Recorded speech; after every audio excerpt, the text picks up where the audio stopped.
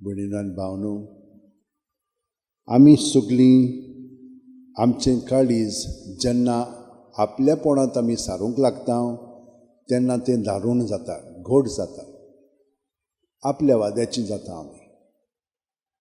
ह्या निमाण्या देवाच्या उतरान आमी आयकलां कशे भशेन मोगान देवान एक बायलेक आनी दादल्याक एकठांय केलेलें आसा आपल्या उद्देशी.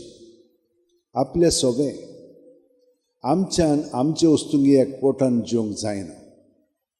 मोग हो म्हणटा पळय तो आपल्यापणाचो आसता आनी आमकां तातूंत कितें मेळटा तें मेळ्ळें वो मेळोना जायत जाल्यार आमी हे भाशेन एकामेका सगळें वागता. हें जालें वयल्या पावंड्याचेर. पूण खरो मोग म्हणजे जशे भाशेन देव आमचो मोग करता ते भाशेन आमी देवाचो मोग करूंक जाय. आनी देवाचो मोग आमी ही करतल्या पेल्याच्या एकवटान. बायलेक आनी घरकाराक हो साक्रमेंत जोडून दिलेलो आसा.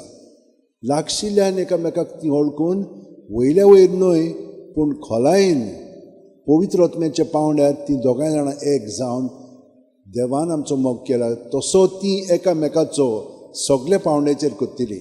पयले स्वतेर आत्म्याच्या पावंड्यार, मनाच्या पावंड्यार, भावनाच्या पावंड्यार आनी कुडीच्या पावंड्यार.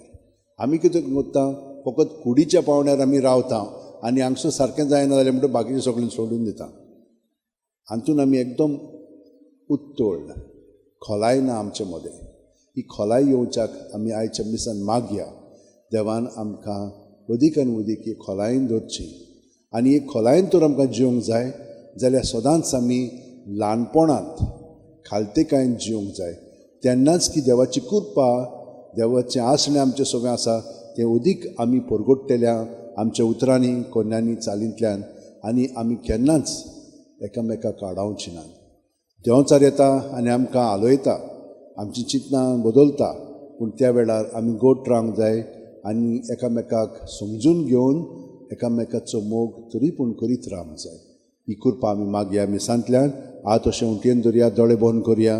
प्रत्येक सुस्कारान जेजूक आमी पत्करया आमचे कुडींत, मनांत, आत्म्यांत आनी हे परी सगळ्या सगळें जेजू बरोबर एकवटान आमचें जिवीत सारया. आनी सगळ्या जाणांक आमी जेजूकूच भेटोवया सुस्कार भायर सोडटाना. आनी हे परी आमी स्वतंत्र रावया फकत जेजूच्या एकवटान आनी ताचे उद्देशी एकामेकाच्या सांगाता.